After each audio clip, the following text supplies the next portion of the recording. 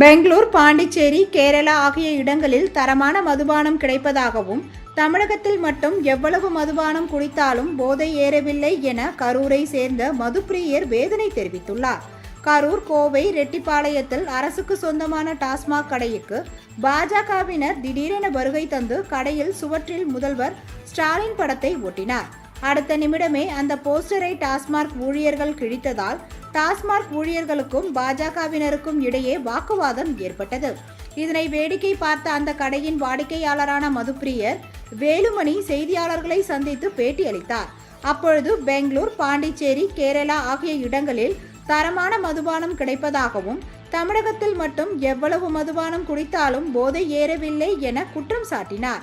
மதுவிலக்குத்துறை அமைச்சர் இருக்கும் சொந்த ஊரிலேயே மதுபானத்தில் தரம் இல்லை என மதுப்பிரியர் கூறியது பெரும் அதிர்ச்சியை ஏற்படுத்தியுள்ளது.